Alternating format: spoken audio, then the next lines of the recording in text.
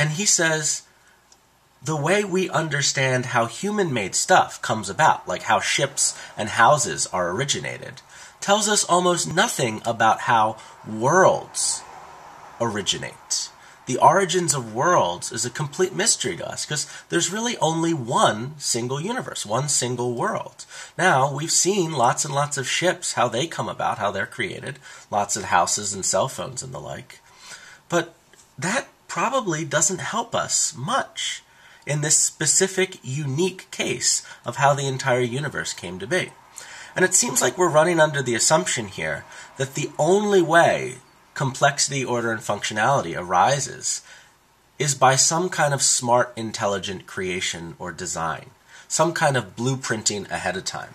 It's not clear that we have enough evidence to suggest that that's the only way complexity, order, and functionality can arise. We know that that's the case in our small little corner of the world where humans do a lot of manipulating, but we don't know whether that's the case otherwise for stuff beyond humans' control. We just don't clearly, we can't tell whether what humans do to get complexity, order, and functionality adequately represents or mirrors how complexity, order, and functionality arises elsewhere. So this isn't this doesn't follow exactly Hume's criticism, but this is sort of another way I like to think of this criticism. It seems like we have the definition of a biased sample. We have cherry-picked our examples.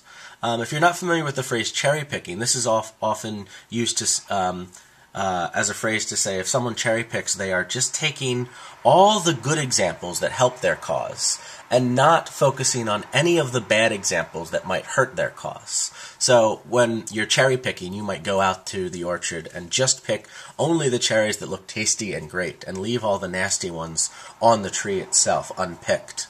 So you're only picking the stuff that helps you, not the stuff that you don't want. Well, it looks like in this argument that's exactly what we've done. What have we looked at? We have chosen as our sample, as our examples, only stuff that's complex, ordered, and functional that we know ahead of time definitively has an intelligent designer. We've decided to exclusively focus on human-made objects and ignore, for our evidence, all the stuff that we don't know ahead of time has an intelligent designer. All that naturally occurring complex, ordered, and functional stuff. We're going to save that for our conclusion and hope that our cherry-picked examples can help us to determine that conclusion. But that's cherry-picking. That's going to a biased source and only selecting one small biased portion, subset of our overall population. This is exactly like going to a Bon Jovi concert to try to figure out how many people like Bon Jovi. That's a biased sample. Similarly, this sample seems biased as well. So again, what do you think? Is this a good criticism that we have an unrepresentative sample going on here? What do you think?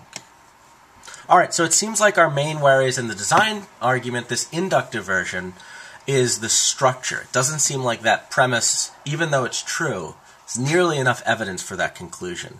First and foremost, that sample seems way too small, and it also seems to be unrepresentative. There's a final criticism that is talked about in the book. On pages 344 and 345, there's excerpt B. Hume worries that even if this argument is good, let's say we buy the argument in its entirety, it's not clear that this argument proves that we've got a perfect God, an all-knowing, all-powerful, all-good God. In fact, if anything, it suggests that God isn't perfect, that God is somehow limited, God is all too human, as I believe the book describes it. God has all these imperfections. Well, why suggest that? Because it seems like our universe, the world, has all sorts of imperfections. There are all these things that might be properly described as design flaws, if the universe really is designed. Here's an excerpt from page 344 of the book. It seems like there are many inexplicable difficulties in the works of nature, which, if we allow a perfect author, like God, to be proved, are easily solved and become only seeming difficulties from the narrow capacity of man, who cannot trace infinite relations. So it seems like if there is a God, there's an imperfect God designing the world improperly. Well, what are some examples of this? Think about how common and rampant birth defects are. Think about things like natural disasters and cancer. Why would a perfect God create a world with something like cancer? Why would a perfect God create a world where there are so many severe birth defects, where there are so many natural disasters? And there's this one particular type of design flaw I've heard of that I just want to discuss briefly. And that is the recurrent laryngeal nerve. I don't know if that's how you pronounce the second word there, but it's from the larynx. So there's this particular nerve that connects the bottom of the larynx to the brain. And if you wanted to do, like say you were just creating humans ahead of time, you were designing humans, the efficient way to create this nerve would be to just run a relatively straight path from the larynx to the base of the brain.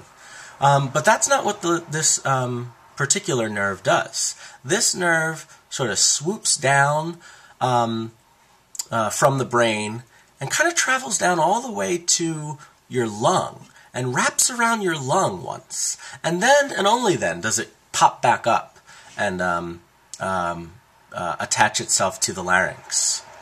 Well, that seems like a really lazy designer.